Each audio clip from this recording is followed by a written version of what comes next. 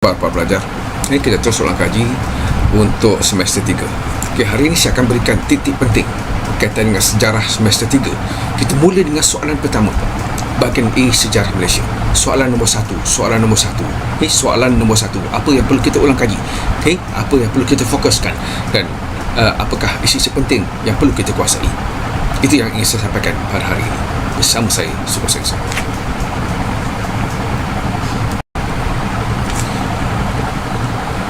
Kita mulakan tip untuk menghadapi semester 3 ini dengan mengkaji ataupun membuat analisis tentang soalan-soalan yang pernah keluar untuk soalan nombor 1. Ini daripada tahun 2013 hingga tahun 2019. 2013 misalnya, jelaskan peranan Raja-Raja Melayu sebelum tahun 1874. 2014, ini 2013 ulangan, kegiatan ekonomi tanah Melayu sebelum campur tangan British lebih bersifat sara diri. Walau bagaimanapun, terdapat juga kegiatan ekonomi lain yang diusahakan, bincangkan. 2014, bincangkan undang-undang adat dalam mengekalkan keharmonian masyarakat di tanah Melayu sebelum campur tangan British.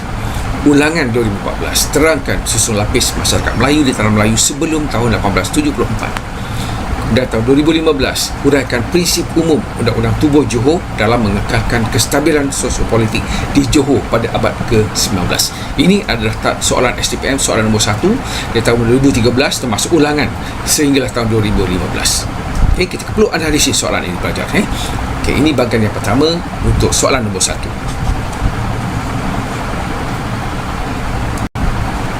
Daripada tahun 2016 hingga tahun 2019. Terangkan bentuk dan pelaksanaan adat perpati dan adat temenggung di tanah Melayu. Kedua, sebelum campur tangan British, masyarakat Melayu telah mempunyai sistem pentadbiran yang sistematik dan teratur. Huraikan hierarki pentadbiran dan tugas-tugas yang berkaitan dengannya. Jelaskan ciri-ciri ekonomi masyarakat Melayu tradisional sebelum campur tangan British. Pembesar memainkan peranan penting dalam menjamin kerajaan Melayu tradisional. Huraikan. Terangkan ciri-ciri ekonomi komersial yang diamalkan oleh masyarakat di tanah Melayu sebelum campur tangan British. Ini adalah soalan-soalan yang telah keluar untuk soalan nombor 1. Soalan nombor 1, bahagian A, sejarah Malaysia.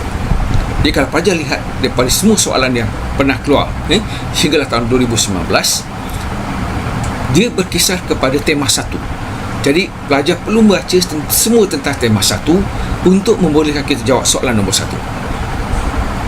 Faham? Kita mesti ulang kaji tema 1 untuk membolehkan kita menjawab soalan nombor 1.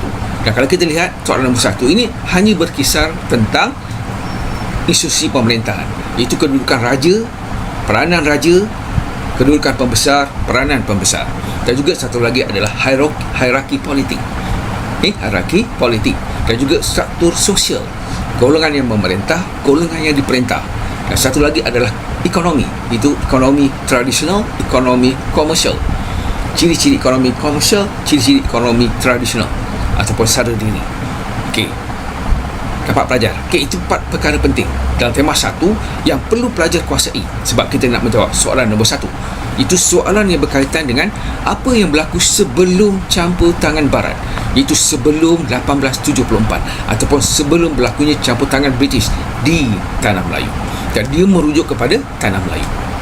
Kalau dia tak sebut tanah Melayu, kita boleh masuk juga contoh Sabah dan Sarawak. Tapi kebanyakan soalan itu berkaitan dengan tanah Melayu, negeri Melayu ataupun masyarakat Melayu. Ialah sebab pelajar. Itu yang sangat penting untuk kita menguasai soalan ini. Saya bagi contoh satu soalan. Sebelum campur tangan British, masyarakat Melayu telah mempunyai sistem pentadbiran yang sistematik dan teratur. Ini adalah rangsangan kepada soalan. Apa yang soalan itu tanya? Huraikan hierarki pentadbiran dan tugas-tugas yang berkaitan dengannya. Maksudnya ada 2 perkara yang ditanya di sini. Hierarki pentadbiran itu daripada peringkat pusat, negeri, daerah, mungkin kampung. Itu adalah hierarki pentadbiran. Siapa yang memerintah di peringkat pusat? Raja. Yang memerintah di peringkat pembesar, peringkat daerah, itu pembesar, penghulu dan seterusnya, ketua kampung. Jadi, apakah tugas-tugas yang berkaitan dengan dia? Jadi kita kena jelaskan tugas raja sebagai ketua kerajaan ketua negara di peringkat pusat, peranan tugas pembesar di peringkat daerah, tugas penghulu di peringkat mungkin, dan tugas ketua kampung di peringkat kampung. Okey, itu adalah kendak jawab soalan dan apa yang perlu kita huraikan. Ini soalan yang panjang, tapi apa yang diperlukan oleh soalan ini hanyalah hierarki pentadbiran dan tugas-tugas yang berkaitan dengannya. Itu di setiap peringkat pentadbiran. Pelajar, nanti saya akan jelaskan dengan lebih lanjut.